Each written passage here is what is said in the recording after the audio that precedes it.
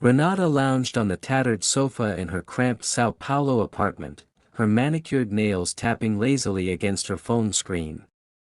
A sly smile curled her lips as she murmured, "If I marry this old billionaire now, he's already in his 80s. A few years, and when he's gone, everything will be mine." Her eyes sparkled with dreams of luxury, designer dresses, exotic vacations, a life where work was a distant nightmare. For Renata, wealth wasn't earned, it was claimed through charm and cunning, a prize won by latching onto a rich man who'd drape her in jewels and pay her bills. The idea of a career made her stomach churn. Why toil when men have slaved for decades just to spoil me? She often scoffed that I and their shared apartment, Renata's younger sister, Lorena, bore the weight of responsibility. At just 20, Lorena juggled hairdressing school, a part-time salon job, and household chores, cooking meals with her meager earnings while Renata scrolled Instagram, unbothered. One evening, as Lorena stirred a pot of soup, she pleaded, "Relying on men like that will ruin you, Renata." Renata rolled her eyes, sprawled dramatically across the sofa. "Oh, please, Lorena, stop preaching. Look at this." She shoved her phone forward, displaying a glitzy influencer posing beside a Lamborghini. "You think she's suffering? Men exist to provide." Lorena's shoulders sagged, her words lost in the steam rising from the pot. She'd tried too many times to reach her sister. Renata's best friend, Mariana, was her mirror, a sharper, bolder version of her greed. Together, they prowled upscale malls, trying on clothes they couldn't afford, snapping selfies to fuel their social media facade. But their real hunt happened at nightclubs. Every Friday, they transformed, tight dresses, heavy perfume, eyes scanning for wealth. They weren't there to dance, they were predators stalking rich men. One night, in the VIP section of a pulsing club, they caught the eye of a group of older men, gray-haired, understated, dripping with subtle opulence. One, tall and tanned, in his 80s, fixed his gaze on their table. His leather shoes gleamed, his watch screamed money. With calm confidence, he approached. "Good evening, ladies," he said, voice smooth as aged whiskey. "May I join you?" Mariana barely glanced up, her fingers flying over her phone. Renata, ever the opportunist, flashed a warm smile. "Of course, sit down." His name was Ricardo Cardoso. After small talk, he leaned toward Mariana. "Could I have your number? I'd love to take you to dinner." Mariana snorted, nearly choking on her drink. No thanks. You're, like, old." Ricardo smiled graciously, unfazed. "Fair enough. Enjoy your night." As he walked away, Renata grabbed Mariana's arm, hissing, "Are you insane? That's our golden ticket." Mariana wrinkled her nose. "He's ancient, Renata." "Gross." Renata's eyes gleamed. "Exactly. Old, rich, and close to the end. He'll spoil you, maybe even put you in his will. You can still date whoever you want on the side." Mariana laughed, unconvinced, but Renata was undeterred. Later, she slipped Ricardo Mariana's number, whispering, "You'll thank me when you're driving a Porsche." But Mariana ignored his calls, dismissing him as a creepy old man. Renata, however, couldn't stop thinking about him, his quiet confidence, the promise of his wealth. One evening, over wine with Mariana, Renata probed, "So, you and that rich guy talking yet?" Mariana groaned. "No, Renata. I keep ghosting him. His name's Ricardo something, Cardoso, I think." Renata froze, her glass hovering midair. Ricardo Cardoso. That night, alone, Renata Googled him. Her jaw dropped as the screen lit up. Ricardo Cardoso, mining magnate, net worth 5.2 billion Brazilian reals. Photos showed him in tailored suits at galas, shaking hands with tycoons. A billionaire, she breathed. And Mariana's throwing him away. The next day, while Mariana was in the bathroom, Renata snatched her phone, memorizing Ricardo's number from the call log. That night, heart pounding, she dialed. "Hello," came his deep voice. "Hi, Senor Cardoso. It's Renata, from the club. I was with Mariana." A pause. "I remember you. This is bold." She laughed softly. "I just believe in going after what I want." He chuckled. "I like that. Dinner tomorrow?" "I'd love to," she purred, her pulse racing. He's mine. Within weeks, Renata's life transformed. Ricardo gifted her a sleek BMW, its keys glinting in her palm. Lorena gaped at it. "Whose car is this?" "Mine," Renata smirked. "My man bought it." Lorena's face darkened. "That old guy from the club?" "Don't call him that," Renata snapped. "He's a billionaire. He takes care of me." Designer bags piled up in her closet, spa days filled her calendar, and first-class tickets whisked her to luxury resorts. She hid it all from Mariana, spinning lies. This dress. On sale. The car. A rental. She wasn't sharing her prize. Her Instagram glowed with curated perfection, yacht trips, champagne brunches, diamond bracelets. But her friendships withered.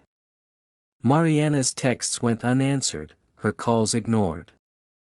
Renata didn't need her anymore. One night, on Ricardo's penthouse balcony, he turned to her, eyes soft. "I have something to ask." He opened a velvet box, revealing a massive diamond ring. "Will you marry me?" Renata gasped, her heart leaping, not with love, but triumph. "Yes, Ricardo, yes." In her mind, she calculated, he's 83. A few years, and I'll inherit everything. The wedding was hushed, no social media fanfare. Renata kept it from Mariana, but secrets unravel. At a salon, a mutual friend spilled the news: Renata's marrying that old guy, Cardoso. Mariana's stomach twisted. That night, she stormed into Renata's apartment. "You're marrying Ricardo," she spat. Renata shrugged. "You didn't want him. You stole him." Mariana screamed. "You're a snake, Renata. Greedy, selfish, jealous," Renata cut in, voice icy. "I sleep in a king-size bed in Mumbai while you're begging for Uber fare." Their fight exploded, hair pulling, furniture crashing chaos. "Stay away from me," Mariana roared, slamming the door. "Good," Renata yelled. "Poor people only bring bad luck." The first year of marriage was a dream. Renata jetted to Dubai, Paris, the Maldives, her life a glossy magazine spread. When she learned she was pregnant, Ricardo wept, clutching the ultrasound. "Our heir," he whispered. Renata smiled, thinking, everything will pass to him. And to me. But fate had other plans. At Ricardo's 86th birthday, amid a lavish garden party, he collapsed beside the cake. Rushed to the hospital, he faded fast. On the 5th day, he beckoned her, voice frail. "Renata, I need to tell you something." She leaned in, heart thudding. 10 years ago, he rasped, I lost everything. My businesses failed. I was broke, alone. Desperate, I found a spiritual guide, a brujo. He offered me a deal, limitless wealth for 10 years. But when I die, it all vanishes, cars, houses, money. Renata's world tilted. You're lying. Tears rolled down his sunken cheeks. I didn't think I'd live this long. Then I met you. I wanted love, even if it was borrowed time. She staggered back, voice breaking. You're telling me there's nothing? No inheritance? I gave you my body, my youth, a son. I'm sorry, he whispered. Furious, she grabbed her purse and stormed out, her heels clicking like gunfire. 3 days later, the hospital called. Senora Cardoso, your husband passed. Shock numbed her, but greed flickered. The inheritance starts now. She was wrong. The houses? Titles forged. Bank accounts? Empty. Warehouses? Torched. The mansion? Looted, then demolished as government property. Within days, Renata stood amid rubble, clutching her son, penniless. Her so-called friends had blocked her. Lorena wouldn't answer. Only one person remained, Mariana. At dusk, Renata knocked on Mariana's door, her designer clothes torn, her son fussing in her arms. Mariana stared, stunned. Renata? Tears spilled down Renata's cheeks. I have nowhere to go. Mariana's gaze softened at the baby. You look like hell. I've been there, Renata choked. Mariana stepped aside. Come in. Inside, Renata sank to her knees, sobbing. I'm so sorry, Mariana. I was wrong, greedy, blind. Please forgive me. Mariana's voice was cold. You betrayed me, Renata. You chased cheap thrills while I begged for your friendship. Now you want forgiveness. For my son, Renata pleaded. I thought wealth was everything. I took a shortcut and lost it all. Mariana sighed, her eyes on the child. You hurt me. But I won't let your baby suffer. You can stay, but this isn't a party house. Mariana gestured to her laptop. I work now, remote customer service for a tech company. It's not glamorous, but it's honest. I pay my bills, sleep soundly.